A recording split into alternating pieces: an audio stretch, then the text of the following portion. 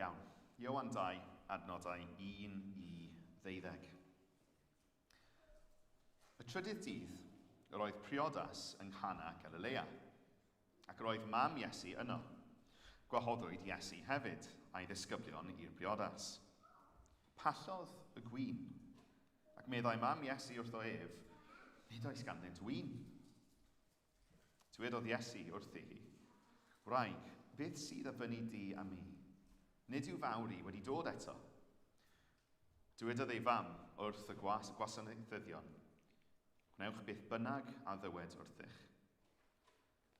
Yr oedd yno 6 o lestri carreg i ddadŵr, wedi ei gosod ar gyfer defod glanhad yr Iddewon, a phob un yn dal 20 neu 10 ar 20 o alwyni.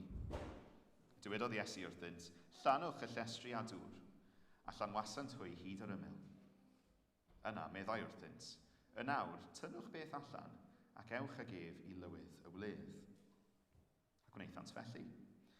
Profodd llywydd y wledd y dŵr, a oedd bellach yn win, heb wybod o ble oedd wedi dod, bod y gwasanaethyddion a fi'n tynnu'r dŵr yn gwybod. Yna, galwodd llywydd y wledd ar y priodfab, ac meddai wrtho, bydd pawb yn rhoi'r gwin da yn gyntaf, ac yna, pan fydd pobl wedi meddwi, y gwin salach, ond yr wyt ti wedi cadw'r gwin da hyd yn awr. Gwnaeth Iesu hyn, y cyntaf o'i arwyddion, yng Nghana Galilea. Amlygodd felly ei ogoniant, a chredodd ei ddisgyblion ynddo.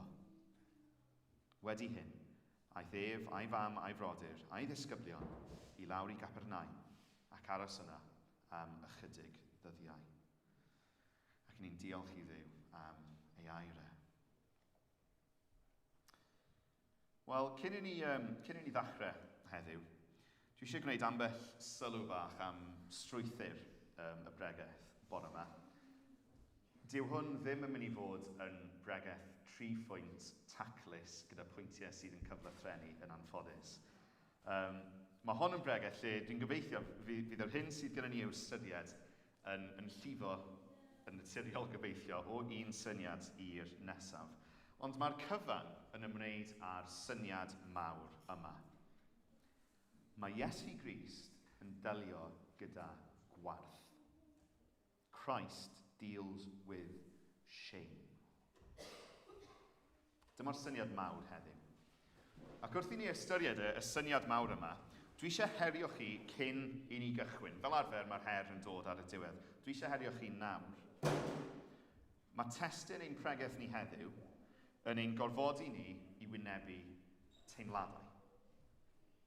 Mae'n gorfodi ni i droi i edrych ar ein hunain, i edrych ar golonau ein hunain, a gofyn y cwestiwn, a yw fy nheimladau i am fy hun, ac am eraill yn cyd-fynd ar gwirioneddau dwi'n eu credu. So dyma'r her i chi bore yma. Gwrandewch ar y bregaeth yma gydag un llygad ar y Beibl ac un llygad ar eich calon chi. Wrth wneud hynny, os ydych chi'n dod ar draws can of worms fel petai, os yw fi yn siarad am deimladau o warth yn amlygu sefyllfa yn eich calon chi felly, neu teimladau chi wedi bod yn profi, yn hytrach na mynd adre ar ôl yr oedfa, a meddwl am y peth am gwbl o oriau, a wedyn dweud, na, sy'n eisiau fi dalio gyda hwnna, a roi'r can of worms yn ôl yn y cwpwrdd. Gaich annog chi i siarad gyda Christian arall, gyda Aaron, gyda rhywun i chi'n ymddiried ynddo am unrhyw deimlad sydd yn codi yno chi. Achos nid bywyd o guddio y ffordd i ni'n teimlo yw bywyd fel Cristion. Nid bywyd o guddio teimladau o warth a peidio eich cydnabod nhw yw bywyd y Cristion. Na, gaich annog chi yn y lle cyntaf i ddod â'r teimladau hynny gerbron Duw, gerbron yr arglwydd sydd yn abl i ddelio gyda ni, ond siaradwch gyda Cristion arall i chi'n ymddiried yno hefyd. I ni yma fel eglwys, i gyd gerdded, i ysgwyddo beichiau ein gilydd. Dyna pam i ni yma. Mae'r arglwydd wedi rhoi yr eglwys i ni mwyn gwneud hynny. Felly, gyda'r anogaeth yna yn ein meddwl ni, dwi eisiau dechrau gyda chwestiwn.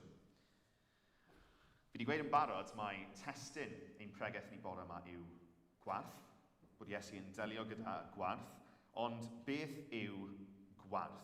Os ni'n gofyn y cwestiwn yna yn ysgol gyfyn gwir, sy'n ni'n cael plentyn yn rhoi llaw o lan yn dweud shame. A sy'n ni'n gweud, da iawn, dyna'r gair Saesneg, ond beth yw ystyr y gair? Beth yw ystyr y gair gwarth? Siwr ni'n diffinio fe? Wel, er mwyn deall gwarth, mae rhaid i ni ddeall y gwahaniaeth rhwng euogrwydd a gwarth. Y gwahaniaeth rhwng guilt a shame.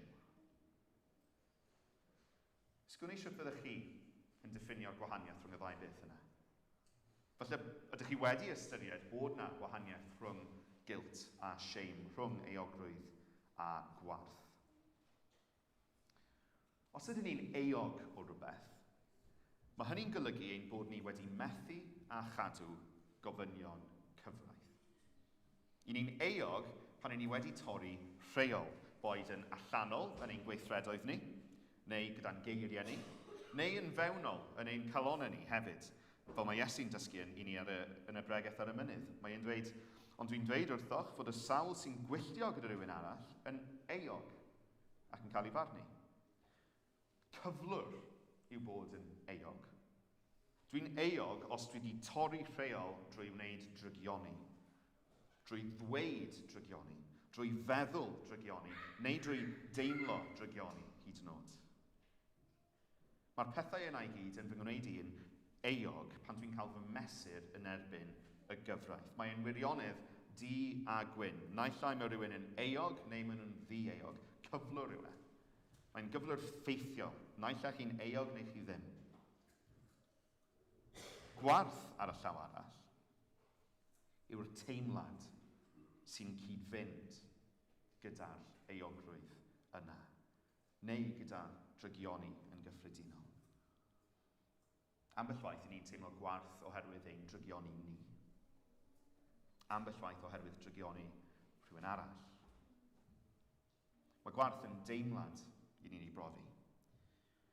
Neu mae'n deimlad hefyd sy'n gallu cael ei gyfeirio atom ni gan eraill. Mae Google yn eitha addas yn diffinio gwarth fel hyn. Mae Google yn dweud, shame is a painful feeling of humiliation or distress caused by the consciousness of wrong or foolish behaviour. Mae yna wahaniaeth felly rhwng euogrwydd a gwarth. Os ydw i'n torri rheol, dwi'n ffeithiol euog. Dwi'n euog os dwi'n torri rheol. Gwarth wedyn yw'r teimlad yn y sefyllfa yna.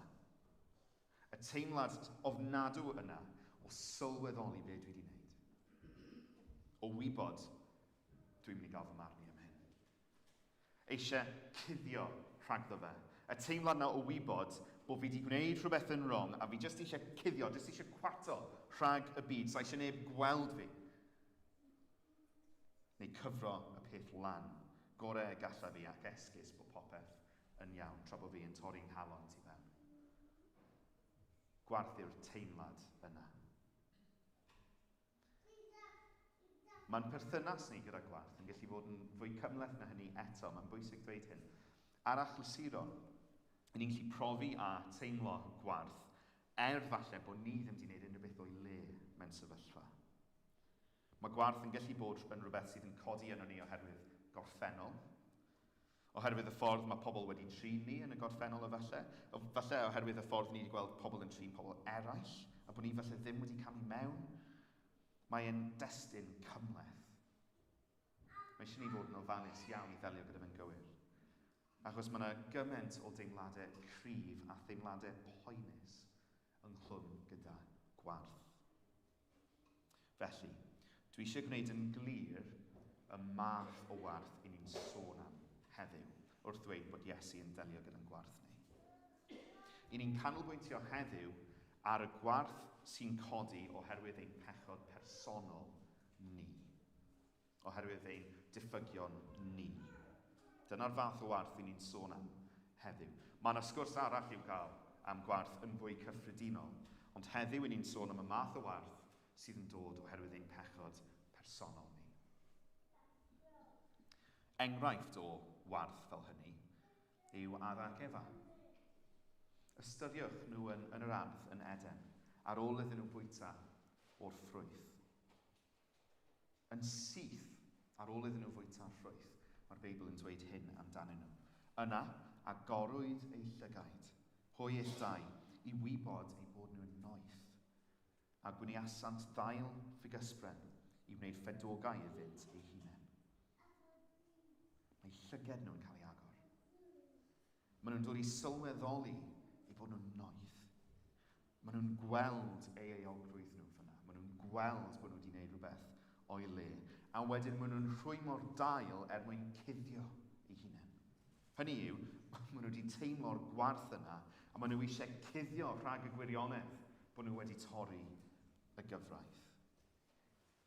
A wedyn yn llythrenol, maen nhw'n treul cuddio eu gwarth nhw, a wedyn maen nhw'n mynd i cuddio rhag Dduw. Maen nhw eisiau cwato, so nhw eisiau Dduw i weld nhw hyd yn oed. Fel Adda ac Efa, pan i ni yn dod yn ymwybodol o'n euogrwydd ni, mae'n naturiol wedyn ein bod ni yn mynd i deimlo gwarth yn sgil hynny. Dwi'n siŵr ein bod ni i gyd sydd â hyd yn oed smic bach o hunan ymwybyddiaeth wedi cael yr adegau yna lle ni wedi gwneud rhywbeth o'i le a ni jyst eisiau diflannu. Falle ni wedi gweud rhywbeth wrth rhywun, falle bod ni wedi gwneud rhywbeth, a ni jyst ddim eisiau existio i ni'n teimlo mor gywilyddus. Fi'n siŵr bod ni gyd wedi profi gwarth fel yna ar ryw adeg. Mae'n darlleniad ni heddiw yn ymwneud â gwarth. Mae'n ymwneud â chywilydd. Falle bod ni eriod wedi ystyried cysylltu'r syniad yma o warth gyda'r briodas yng Nghana. Ond pan i ni'n esbonio'r darn yn ei gyd-destun, mae ni'n gweld sut mae'r hanes yma'n dangos i ni bod Iesu Grist yn cuddio ac yn delio gwarth pobl. Mae'n delio gyda gwarth. Y digwyddiad sydd gyda ni dan sylw yw'r arwydd gwirthiol cyntaf i ni'n darllen amdani yn Efengyl Ioan, yn dangos pŵer ac awdurdod yr arglwydd Iesu dros y byd ffisegol. Ni'n gweld hynny yn Efengyl Marc hefyd pan mae'n tawelu'r storm. Mae gan yr arglwydd Iesu pŵer dros y byd ffisegol. Ond mae rhaid ni gofio, wrth feddwl am wirthiau Iesu Grist, dyw Iesu ddim yn cyflawni'r pethau yna in isolation. Dyw e ddim jyst yn cyflawni ei arwyddion mwyn dangos bod e'n gallu gwneud gwirthiau. Wrth gwrs, mae wirthiau fe yn dangos ei dduwioldeb e. Mae fe yw'r gair yn y cnawd, Duw ei hun wedi dod yn y cnawd. Maen nhw'n dangos ei ysblander e, fel mae'r darlleniad yn dweud wrth i ni. Ond mae'r arwyddion a'r gwirthiau hefyd yn dangos, nid jyst ysblander Duw, ond cymeriad Duw. Cymeriad y Duw i ni'n cwrdda yn y Beibl. Maen nhw'n dangos ei gymeriadau sydd yn rhan a natod o'i ysblander e. Mae'r arwyddion gwirthiol i ni'n gweld Iesu Grist yn cyflawni ar y ddaear, yn codi allan o'i galon e, o bwy yw e. Maen nhw'n llifo o pwy yw Iesu Grist a sut mae e'n ymwneud a'i bobl e. Mae e'n iachau cleifion oherwydd ei dosturiau. Mae e'n wyrth, mae e'n dangos ei awdurdod a'i ogoniant e. Ond pam? Achos ei dosturiau. Mae e'n maddau pechodau'r dyn sydd wedi ei barlysu oherwydd ei drigaredd e. Mae e'n tawelu'r storom oherwydd ofn ei ddisgyblion e, a'r cariad sydd ganddo fe tuag atyn nhw, ei diffyg ffydd nhw ar y pryd. Mae'r pethau yma i gyd yn dangos ei ogoniant ydyn, ond mwy na hynny, mae'r arwyddion gwirthiol yma yn dangos cymeriad Iesu Grist. Maen nhw'n codi ac yn llifo o pwy yw yr arglwydd Iesu. Mae'r arwydd gwirthiol sydd gyda ni dan sylw heddiw, y troi'r dŵr yn wyn, yn llifo o pwy yw Iesu Grist. Pa ochr o'i gymeriadau i ni'n gweld yn yr hanes yma? Bod ein arglwydd sydd yn delio â gwarth. Dyw e ddim eisiau i bobl profi a teimlo gwarth. Dychmygwch eich hunain fel gwestai priodas 2000 o flynyddoedd yn ôl. Chi wedi cael 2 gwpan o win efallai, chi'n barod am eich trydydd. Dychmygwch fod neges yn dod bod y priodfab a'r briodferch wedi rhedeg mas o win. Dychmygwch y neges yn dod, sori, nath y teulu ddim archebu digon o win ar gyfer chi y gwesteion i gyd, ond nhw ychydig rhy dyn gyda'i pres nhw, o ddim fath beth a Cardydd yn adeg ni, ond falle bod yna agwedd cardiaeth, ti'n bach, fi'n cael dweud hynna, dwi yn Cardydd. Ond nhw chydig rhy tyn gyda'i pres nhw, neu falle chydig yn rhy glawd i allu fforddio digon, does na ddim gwin ar ôl. Yn y cyfnod yna, 2000 o flynyddoedd yn ôl, teuluoedd y priodfab a'r priodferch yma bydde talk of the town am flynyddoedd. Tasech chi gyda phlentyn a bod nhw'n priodi, falle byddech chi'n cynghori nhw yn dweud wrthyn nhw, ei, cofiwch nawr, cofiwch prynu digon o win, so ni eisiau bod fel nhw. So ni eisiau repeat o beth ddigwyddodd yng Nghana. Ti'n cofio wnaethon nhw redeg mas? Nag oedd hynna'n anifyr i bawb oedd yna. Nag oedd hwnna'n awkward. Yn hytrach na'r diwrnod yn cael ei gofio am addewidion, hyfryd, gŵr a graig i'w gilydd, teulu newydd yn ffurfio, 2 berson yn dod yn un cnawd, yn hytrach na hynny, sut bydde'r gwesteion yn cofio'r dydd? Oedd y blodau'n neis, ond rydyn nhw mas o win. Mae yna warth yn clwm ar peth, mae yna shame, mae yna humiliation yn clwm ar peth. Dychmygwch eich hunain wedyn yn sgidiau y priodfab. Nawr, dwi ddim wir yn gallu uniaethu gyda hyn, achos wnaethon ni briodi yn ystod Covid, ond 30 o bobl o'n i'n cael yna, oedd e'n priodas fach.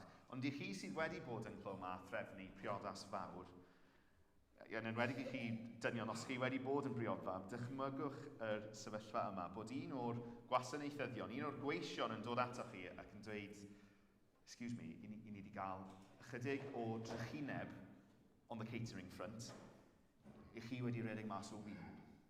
Chi ddim wedi prynu di.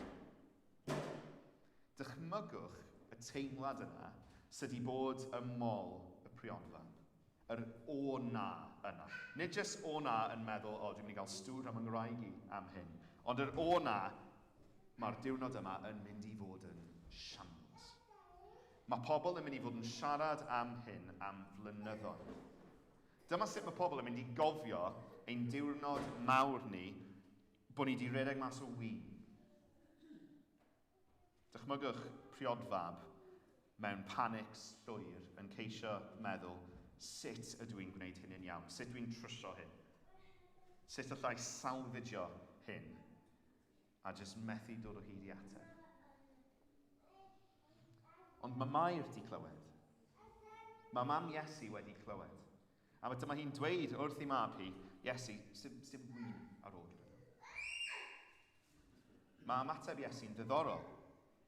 Dyw fy amser i ddim wedi dod eto. Hynny yw, dyw fy amser i ddatgelu fy hun yn gyhoeddus fel y Meseia ddim eto wedi dod. Ond serch hynny, mae tosturi Iesu, mae trygaredd Iesu yn codi yno fe, a mae e'n dewis mynd ati i ddelio gyda problem y par priod yma. Mae Iesu'n mynd ati i gymryd eu gwarth nhw i ffwrdd drwy ddatrys y broblem sydd gyda nhw. Mae'r arwydd cyntaf gwirthiol yma sy'n cael ei gofnodi yn Efengyl Ioan, arwydd gwirthiol sy'n dangos ysblander Iesu, yn cael ei gyflawni oherwydd bod Iesu Grist ddim eisiau ei cwpl ifanc profi gwarth. Mae'n tosturio atyn nhw. Dyna yw'r sefyllfa sy'n codi'r pŵer nerthol yma am y tro cyntaf yn yr arglwydd Iesu. Cwpl ifanc yn wynebu gwarth. A mae'r modd mae Iesu'n gwneud hynny yn arwydd y cawl hefyd. I ni'n darllen, roedd yno 6 o lestri carreg i ddal dŵr wedi ei gosod ar gyfer defod glanhad yr Iddewon. a phob un yn dal 20 neu 10 ar 20 o alwyni. Dywedodd Iesu wrthyn, llanwch y llestri a dŵr. Mae'r gwirth yma o ddelio gyda gwarth y par priod yn cael ei gysylltu gyda'r ddefod Iddewig o lanhad seremoniol. Y jars yna, y llestri yna sy'n cael ei ddefnyddio ar gyfer y glanhad seremoniol, dyna mae Iesu'n ei defnyddio mwyn troi y dŵr yn win. Mae delio gyda gwarth fan hyn yn cael ei gysylltu gyda puro person o'i pechod. Gwyn yn cymryd gwarth i ffwrdd o'r jariau, wedi ei tynnu o'r jariau sydd yn symbolau o golchi rhag pechod. Mae gennym ni batrwm fan hyn. Mae gennym ni gysgod fan hyn o'r groes. Mae awdur y llythyr i'r Hebreaid yn dweud hyn. Felly, gadewch i ni glosio at Dduw gyda hyder didwyll a'i drystio fe'n llwyr. Mae'n cydwybod eog ni wedi lanhau drwy ei waed gael ei deunellu arno ni, a dyn ni wedi'n golchi a dŵr glân. Byddai'r seremoni yma, yr glanhad seremoniol, fi'n siŵr ar feddwl yr awdur i'r Hebreaid wrth siarad am hyn. A mae e'n gwneud y cysylltiad rhwng y golchi a dŵr glân yma a waed Crist wedi ei dywallt arno ni, i olchi ein cydwybod eog ni. Beth yw cydwybod eog? Wel, tardd y teimlad yna o warth. Wedi ei lanhau drwy waed Crist. Ar y groes, nath y cymryd amser hir i fi yn bersonol sylweddoli hyn. Ond ar y groes, mae Iesu yn delio gyda mwy na jyst ein eogrwydd ni o flan Duw. Mae e'n delio gyda'n gwarth ni hefyd. Bu Iesu farw yn y modd mwyaf cywilyddus, yn gyhoeddus, yn noeth, wedi ei chwipio, ei goroni a draen, a'i wawdio gan y dorf, yn wynebu gwarth, ffordd gwarthus o farw. Bod ganddo fe yr un rheswm i gael ei gywilyddu. Ein mwyn ni. Mae Iesu yn cymryd ein eogrwydd ni ar y groes, yn cymryd y gosb am ein eogrwydd ni, Mae'n cymryd ein gwarth ni hefyd. Mae'n cymryd y gwarth am ein pechod ni hefyd. Mae yna bwynt pwysig i ni nodi fan hyn. Mae Iesu wedi delio a'n gwarth ni. Does dim rhaid i ni deimlo'r gwarth yna mwyach, ond mae teimladau yn bethau anodd i weithio trwyddo. Yn bersonol, dwi'n gweld e'n haws i wybod yn oddrychol, objectively, bod fi yn ddi-eog yn llygad Duw oherwydd bod Iesu wedi cymryd fy nghosb. Ond peth anoddach o lawer yw gweithio trwy'r ffaith bod dim angen i fi ddal ymlaen i'r teimlad o warth. Mae hwnna'n anoddach i ddelio gyda. Ond does dim rhaid i ni sydd yn credu yn Iesu i fyw mewn gwarth mwyach. Mae e wedi delio gyda fe. I ni'n rhydd o'n gwarth ni nawr, ond mae rhaid i ni ddysgu byw yn y gwirionedd yna. Oherwydd yn naturiol, wrth i ni bechu fel Cristnogion, i ni dal yn mynd i deimlo gwarth. Mae hynny'n ganlyniad hanfodol i bechod, oherwydd i ni'n deall drygioni ein pechod, a mae gennym ni gydwybod sydd yn dangos i ni bod e'n ddrwg.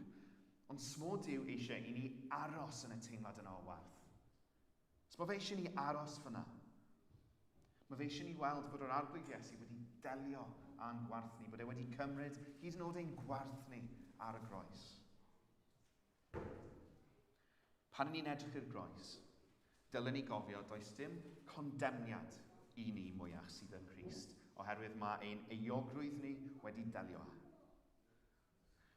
Cofiwch hefyd wrth chi edrych at y groes, does dim gwarth nawr i chi sydd yn Crist. Does dim gwarth. Nawr, sydd dweud ar y cychwyn, os chi'n ystyried eich hunain, a'n gweld bod chi yn cario can of worms o deimladau o warth a chywilydd gyda chi, please siaradwch gyda Christian arall am hynny. Gweithiwch trwyddyn nhw gyda Christian arall. Peidwch dal mlaen iddyn nhw, achos i ryddid y rhyddhaodd Crist ni. Mae'n eich gwahodd chi i fyw yn y rhyddid yna o bwer pechod, o eogrwydd pechod, a gwarth o pechod hefyd. Mae yna ryddid ar gael o warth. Mae'n bwysig i ni nodi hefyd.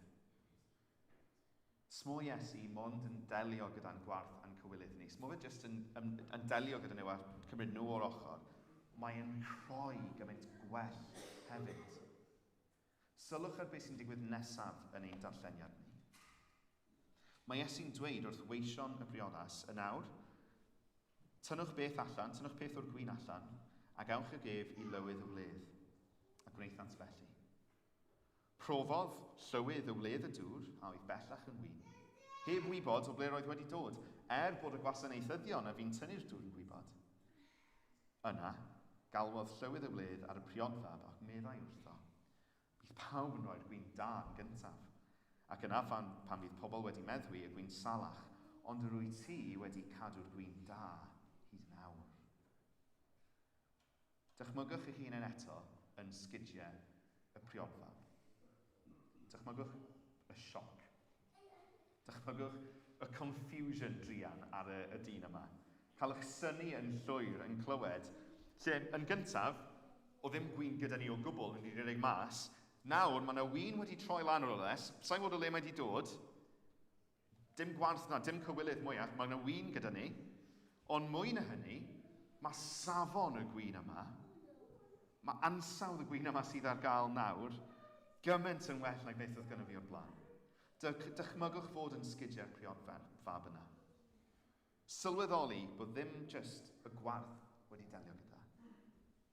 Ond mwy na hynny, bydd pobl yn siarad am y briodas yma am flynyddoedd i ddod oherwydd ansawdd y gwyn ddath mas ar y diwedd. Mae Iesu'n delio gyda'r gwarth ac yn rhoi dyfodol o anrhydedd i'r par priod fan hyn. Ar y groes, mae Iesu yn delio gyda'r gwarth a'r cywilydd. Pan ni'n dod i ffydd am y tro cyntaf, mae hynny'n dod yn wirionedd i ni. Ond mae hynny'n golygu mwy na jyst ddim angen poeni am y teimlad o warth a chywilydd o flaen Duw. Mae Iesu yn codi ni o'n gwarth ni ac yn rhoi urddas. Ac yn rhoi anrhydedd i ni. Mae e'n trwsio yno ni. Delw Duw. Delw oedd gynt yn doredig yno ni oherwydd ein pechod ni. Mae Iesu yn mynd ati i drwsio hynny. Mae'n galw ni yn ffrindiau iddo fe. Dyn ni ddim yn elynion mwyach, i ni'n blant i Dduw, yn gyd etifeddion, addewidion Duw, yn gyd etifeddion a Christ Iesu. Mae anrhydedd, mae urddas. Dyn ni ddim yn heiddi unrhyw beth o hynny. Ond oherwydd gras Duw, oherwydd bod ein arglwydd Iesu ni yn drigarog ac yn raslon, mae e wedi delio â'n gwarth ni, a wedi codi ni i urddas ac anrhydedd. Ni'n diolch iddo fe am hynny. Mae gen i un her i'w gynnig wrth i ni orffen heddiw. Does dim gwarth bellach i ni sydd yn Crist. Ydych chi'n cofio hynny, nid jyst wrth edrych arnoch chi'ch hunain, ond wrth ymwneud â Christnogion eraill. Does na ddim lle i ni gyfeirio gwarth at Christnogion eraill. Pwy ydyn ni i ddwy'n gwarth a chywilydd ar rai pan mae Iesu Grist wedi dewis cymryd eu gwarth nhw i ffwrdd? Mwy na hynny, ydych chi'n adlewyrchu cariad Duw at eraill drwy beidio dwy'n gwarth a chywilyddu pobl sy'n tu allan i'r eglwys hefyd? Boed person yn Gristion neu beidio, mae gan bawb gwerth cynhenid fel rhai sydd wedi cael eu creu ar lun a ddelw Duw. Ie, mae'r ddelw yna yn doredig erbyn hyn, ond mae e dal na. Dyna sy'n rhoi gwerth arbennig i bob un bywyd dynol, o'r groth hyd y beth. Felly gwyliwch eich hunain da chi. Gwyliwch eich tyfodau, gwyliwch eich geiriau, gwyliwch eich meddyliau chi, bod chi ddim yn dwy'n gwarth ar bobl. Bod Bo chi ddim yn cywilyddu pobl eraill. Pobl dylen ni, mwy nag unrhyw un arall fel Cristnogion, yn trin ag urddas, a chydnabod urddas. Hyd yn oed ac yn arbennig pobl sydd yn elyniaethus tuag ato ni. Dyn ni ddim yn elynion nôl. Dyn ni ddim yn bobl sydd yn dwyn cywilydd a gwarth ar bobl eraill. Os mae hynny'n digwydd yn ein nerth ni, mae eisiau ni weddio bydde Duw drwy'r ysbryd glân yn ein gwneud ni'n fwy tebyg iddo fe, yn ein gwneud ni'n fwy tebyg i'r Duw sydd yn dymuno cyfro gwarth a delio gyda gwarth, yn raslon, yn garedig gyda'n geiriau ni.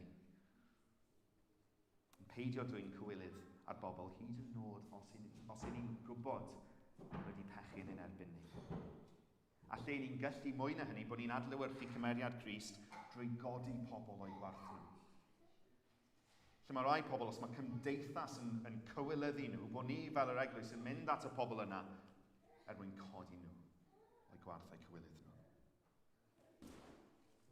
A bod ni'n gwneud hynny, mwy nag unrhyw reswm arall er mwyn pwyntio nhw nôl at yr un sydd yn abl i ddelio gyda gwarth. A'ch anwch chi dros y diwrnod dros yr wythnos nesaf, os ydych chi yn edrych nôl ac yn ymwybodol bod chi wedi dwyn cywilydd ar rywun, neu dwyn gwarth ar ei ben nhw, mae o hyd gyfle i droi at yr arglwydd ac edifarhau am ein pechod ni. Chwiliwch eich calonnau eich hunain.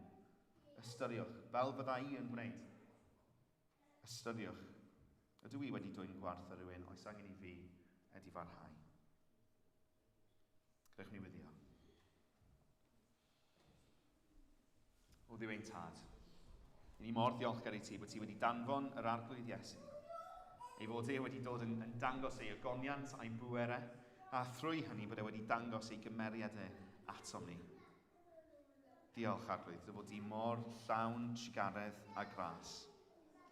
Diolch bod ti wedi dewis mynd i'r groes er mwyn cymryd ein eogrwydd ni, ond er mwyn cymryd ein gwarth ni hefyd, ac felly arglwydd ni'n cwyddio fel rhai sydd yn blant i ti nawr drwy ffydd, a fydde ti o Dduw yn ein nerthu ni, yn ein helpu ni, yn rhoi hunan ddisgyblaeth i ni, i fod yn debycach i ti, fel ein bod ni ddim yn dwyn gwarth a chywilydd ar ben pobl, ond ein bod ni yn bobl sydd yn, fel wyt ti'n gwneud arglwydd, yn cydnabod urddas eraill ac yn codi nhw o'i gwarth nhw, trwy siarad y gwirionedd mewn cariad. Ni'n gofyn hyn yn denw sanctaidd